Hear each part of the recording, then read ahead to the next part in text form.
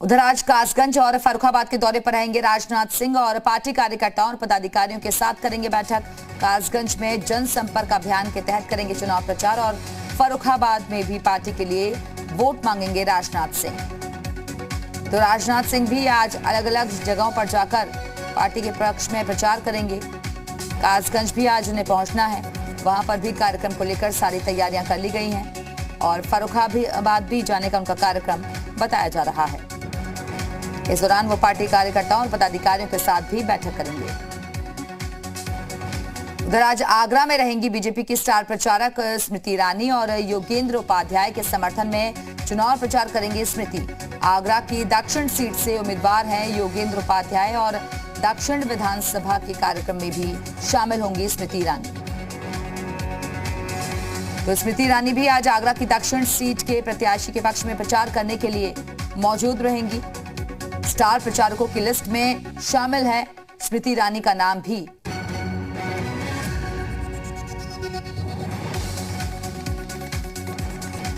तो दक्षिण विधानसभा के कार्यक्रम में भी आज शामिल होंगी स्मृति ईरानी। बीजेपी सरकार की जो उपलब्धियां रही हैं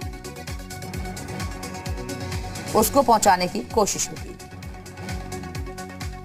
बीजेपी प्रदेश अध्यक्ष स्वतंत्र देव सिंह आज अलीगढ़ में रहेंगे और अलीगढ़ में चुनावी तैयारियों को धार देंगे स्वतंत्र देव सिंह।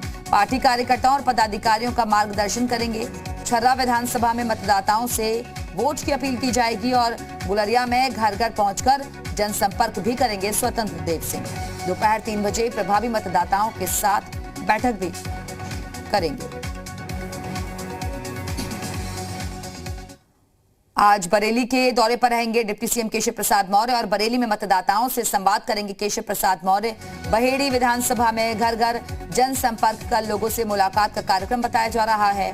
बिथरी चैनपुर में प्रभावी मतदाताओं के साथ संवाद। दोपहर 2 बजे बिथरी चैनपुर में करेंगे चुनाव प्रचार।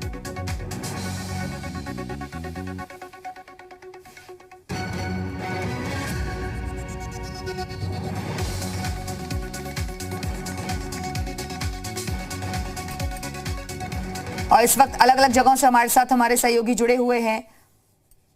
मोहित कुमार हमारे साथ जुड़ गए हैं और इसके साथ ही शाहजहांपुर से हमारे सहयोगी जुड़े हुए हैं शिव कुमार, उनका भी हम रुख करेंगे और मयूर शुक्ला लखनऊ से हमारे साथ जुड़े हुए हैं। लेकिन शिव कुमार, सबसे पहले मैं आपके पास ही आना चाहूंगी, वहां पर किस तरीके से तैयारियां आप देख पा रहे हैं, क्योंकि तमाम जो पार्टी के दिग्गज हैं वो प्रत्याशियों के पक्ष में प्रचार करने के लिए पहुंच रहे हैं।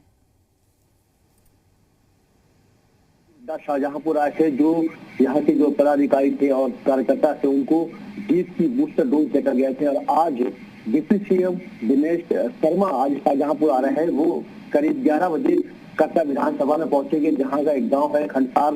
उस गांव में सबसे पहले प्रभावित मतदाताओं के साथ बातचीत करेंगे, उसके बाद डोर टू डोर कैंपेन करेंगे। उसके बाद उनका दूसरा जो कार्यक्रम है वो तिलहर विधानसभा में है, जहां पर वो एक रहनसा इंटर कॉलेज, वहां पर संभावित जो प्रभावित मतदाता है उनके साथ बातचीत करेंगे। उसके बाद नई बस्ती एक जगह है जहां पर घर घर जाकर वो जनसंपर्क करेंगे।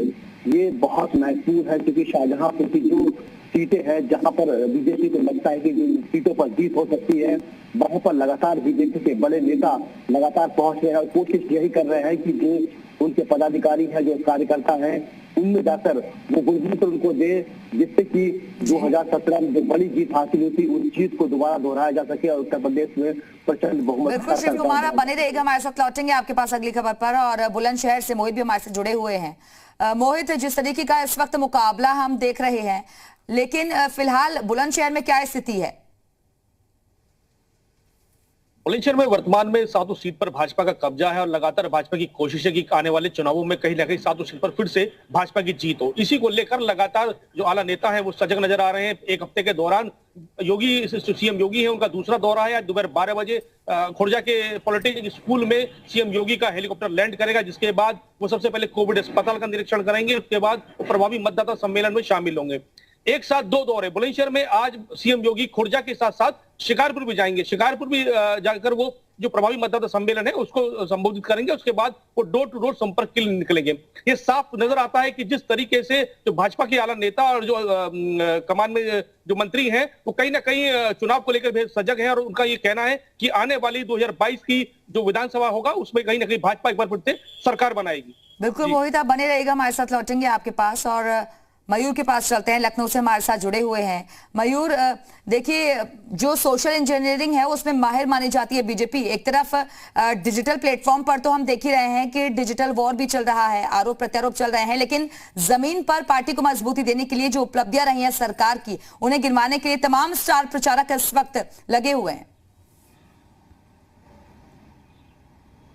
बिल्कुल, देखिए 2017 में वेस्टर्न यूपी की अगर हम बात करें तो बहुत अच्छा प्रदर्शन भारतीय जनता पार्टी का रहा था, लेकिन पिछले 2-3 सालों में जिस तरीके से किसान आंदोलन को लेकर उस क्षेत्र में प्रभाव बना है तो डर तो जरूर है कहीं ना कहीं भारतीय जनता पार्टी के अंदर कि पिछली बार से प्रदर्शन शायद इस बार थोड़ा सा डाउन हो सकता है। यही वजह है कि चाहे मुख्यमंत्री हो या दोनों डिप्टी सीएम हो या फिर प्रधानमंत्री मोदी वर्चुअल रैली करने जा रहे हो या फिर अमित शाह हो, जेपी नड्डा हो, लगातार वेस्टर्न यूपी के जो जिले हैं वहां पर दौरा कर रहे हैं, डोर टू डोर कैंपेनिंग कर रहे हैं, लोगों से जुड़ने का काम किया जा रहा है। 5 साल की क्या कुछ योजनाएं रही, सफलताएं रही, वो लोगों को बताना है और अगर सरकार बनती है तो आगे के 5 सालों में किस तरीके से जनता का विकास करेंगे ये बताना है। और कहीं ना कहीं जो नाराजगी है स्थानीय नेताओं में, कार्यकर्ताओं में, उसको दूर करना है, उनको मोटिवेट करना है और जनता के बीच भी जो नाराजगी है उसको दूर करने का काम कहीं ना कहीं किया जाएगा। तो ये एक युद्ध स्तर पर भारतीय जनता पार्टी, जैसा कि आपने कहा सोशल मीडिया पर तो बाकी पार्टियों से बहुत आगे है, बहुत अच्छा प्रचार प्रसार कर रही है, लेकिन जरूरी ये हो जाता है क्योंकि वेस्टर्न यूपी में जो डैमेज हुआ है उसको कंट्रोल करने के लिए जो पार्टी के बिल्कुल जनता के बीच कनेक्टिविटी बनाना बेहद जरूरी है और इसी वजह से अब हम देख रहे हैं कि कैंपेन जो है वो भी चलाया जा रहा है और घर घर पहुंच रहे हैं बीजेपी के तमाम दिग्गज नेता। बहुत बहुत शुक्रिया आप सभी का हमारे से जुड़ने के लिए, जानकारी देने के लिए। नजर बनाकर रखिएगा, हम लगातार आपसे अपडेट्स लेते रहेंगे।